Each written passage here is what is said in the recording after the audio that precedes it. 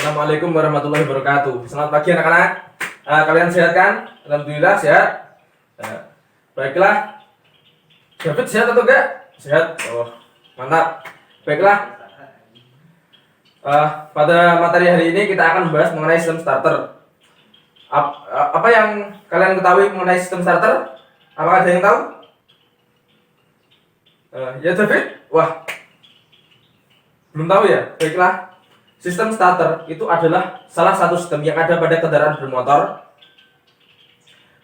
yang fungsinya untuk mengubah energi listrik menjadi energi gerak putar yang nanti akan gaya putarnya nanti akan diteruskan ke pinion dan akan berikatan ke flywheel untuk memulai langkah mesin, untuk memulai kerja mesin untuk melakukan siklus kerjanya.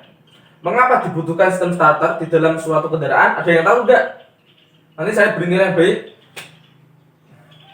Mengapa dibutuhkan sistem starter? Karena mesin itu tidak dapat menggerakkan atau menyalakan mesin secara sendiri. Sistem starter itu fungsinya untuk memberikan daya torsi awal kepada mesin untuk menggerakkan diri sendiri. Itulah fungsi sistem starter. Mengapa sistem starter itu ada pada sebuah mesin kendaraan atau mesin kapal?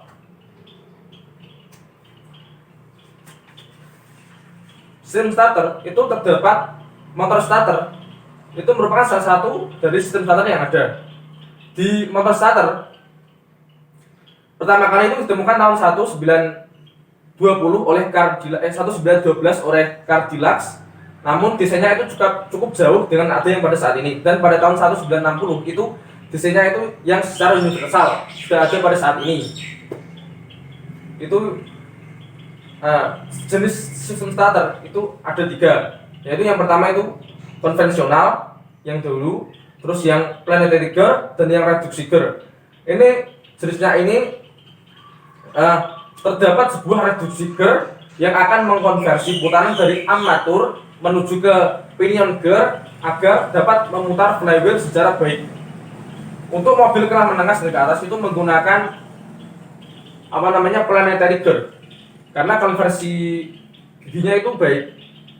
Armatur nanti akan saat putaran armatur itu akan direduksi oleh planetary gear ini agar pinion gear nanti akan memiliki torsi yang besar. Perbandingannya itu misal 5:1, berarti 5 putaran armatur nanti akan menjadi 1 putaran pinion gear untuk memutar flywheel.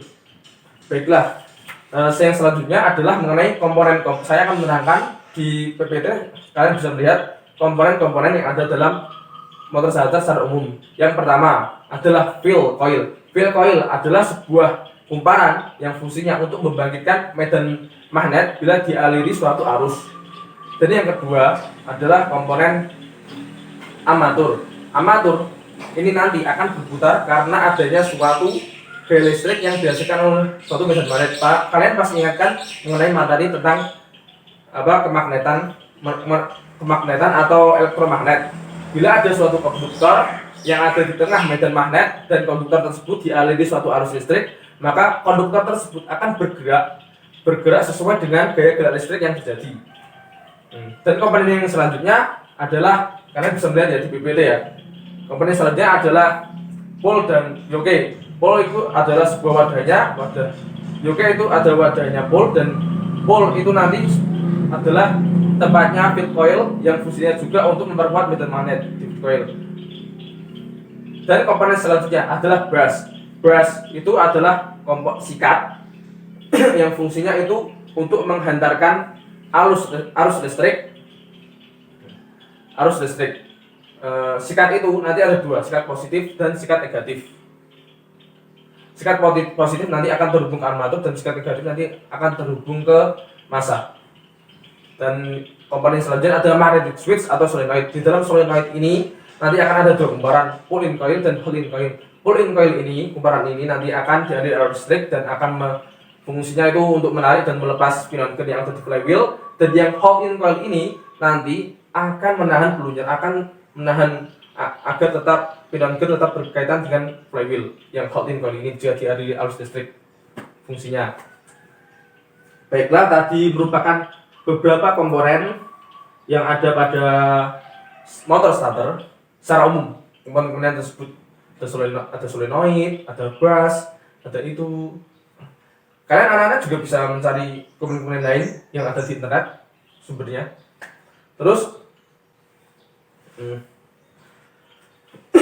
untuk yang selanjutnya adalah prinsip kerja dari motor starter. Ada 3 posisi prinsip kerjanya. Coba perhatikan baik-baik ya anak-anak, karena ini penting prinsip kerjanya. Prinsip kerja motor starter secara konvensional. Yang pertama, saat kunci kontak pada posisi start.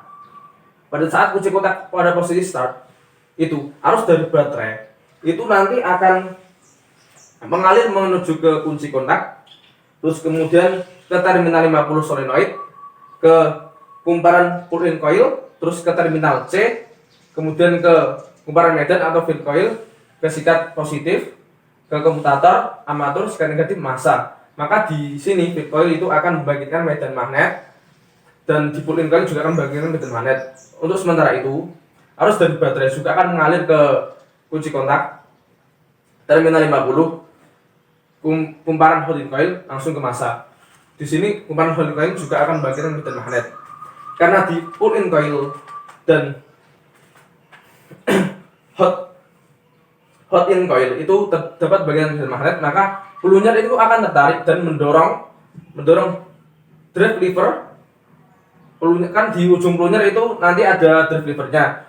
Drive lever juga akan tertarik dan mendorong tuas pinion, nanti akan berikatan dengan flywheel.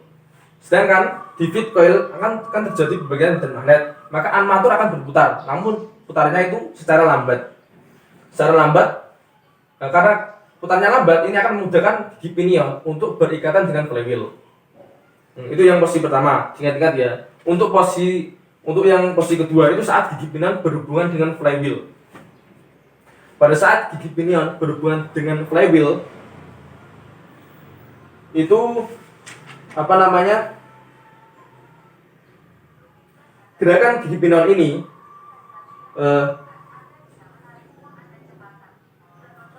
menyebabkan plunger ini akan menempel dengan plat kontak.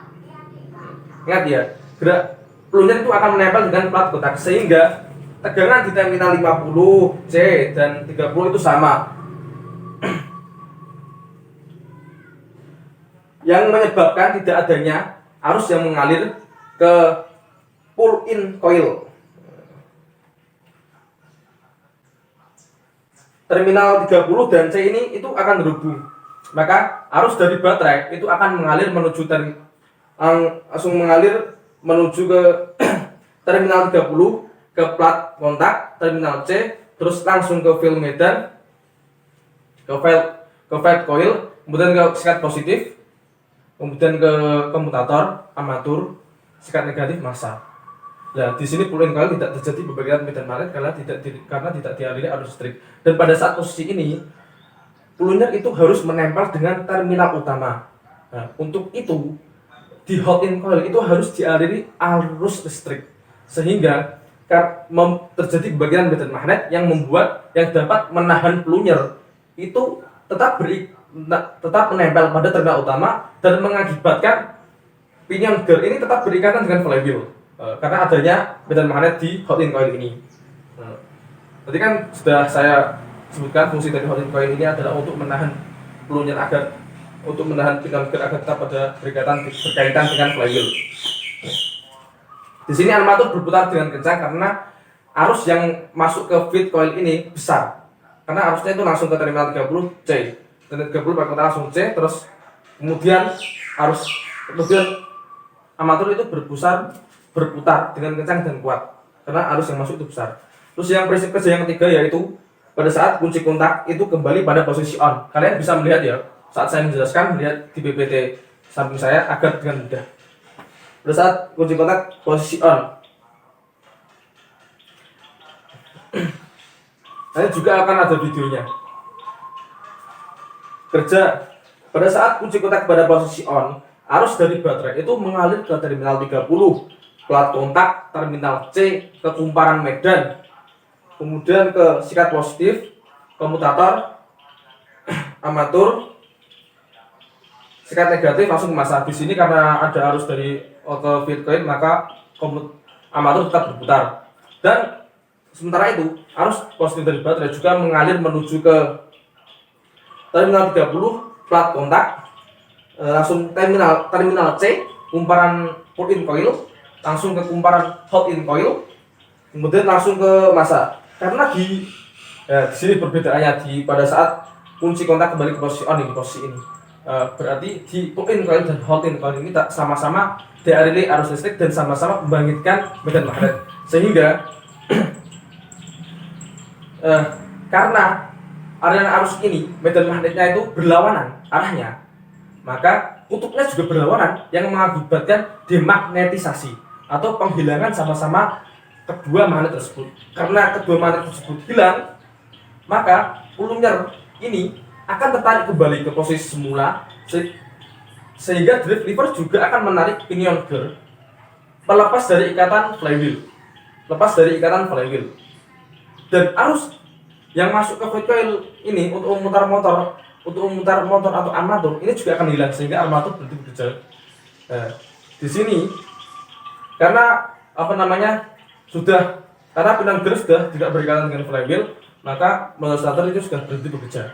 Di sini saya sudah menjelaskan 3 prinsip kerja posisi saat kunci kontak pada posisi start, terus kemudian saat pinion gear berikatan penuh dengan flywheel, dan pada saat kunci kontak berada pada posisi on. Semoga kalian paham ya dengan apa yang saya ucapkan. Kalian bisa melihat videonya samping dengan apa yang saya jelaskan materinya mengenai pertama apa itu sistem starter, komponen starter, dan yang kemudian prinsip kerja starter. Untuk yang selanjutnya adalah tugas. Di sini saya mempunyai 3 motor starter dan saya membagi kelas menjadi 3 kelompok. Di sini kita akan membongkar dan merakit motor starter dan mengidentifikasi komponen-komponen yang di dalamnya. Karena dengan adanya melihat secara langsung kalian pasti akan paham. Saya juga sudah menyiapkan kunci-kuncinya. Sebelum itu kita akan melihat video dari YouTube dulu bagaimana cara membongkar dan merakit motor starter yang benar. Berarti saya akan memberikan linknya kepada kalian dan kalian bisa melihatnya. Kalian juga bisa melihat dari video lain agar lebih mudah menurut kalian. Baiklah, sekarang kalian bongkar dengan kelompoknya dan diskusikan bersama-sama apa itu komponen-komponen yang ada dalam motor starter, dan saya memberikan tugas samping ini kepada kalian, gambar kalian isi dan kemudian kumpulan kepada saya, nanti akan saya nilai. Kalian harus mengisi bagian-bagian ya di sini motor starter agar kalian lebih paham. Silakan.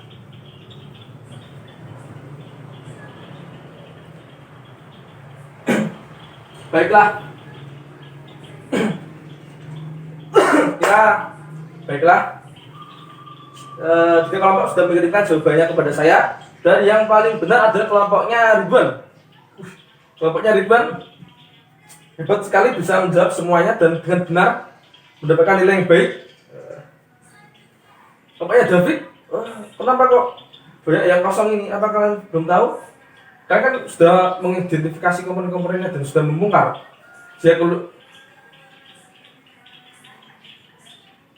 Baiklah, kelompoknya Yuni juga nggak apa-apa, yang penting kita belajar dengan baik. Semangat. Kemudian kalian rakit kembali ya.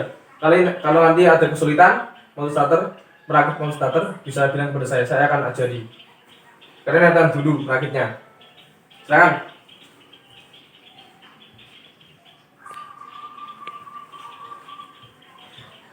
Baiklah anak-anak, karena kita sudah mempelajari hari ini apa itu sistem starter, apa itu yang dinamakan bagaimana cara kerja komponen dan cara kerjanya, dan bagaimana prinsip kerja motor starter secara konvensional. Baiklah, di sini ada yang berani menyimpulkan apa yang dimaksud dengan sistem starter. Nanti akan saya beri tambahan apa? Tidak tahu, maupun nilai atau hadiah. David, mengacungkan tangan. Apakah berani? Berani David. Mas Ridwan berani.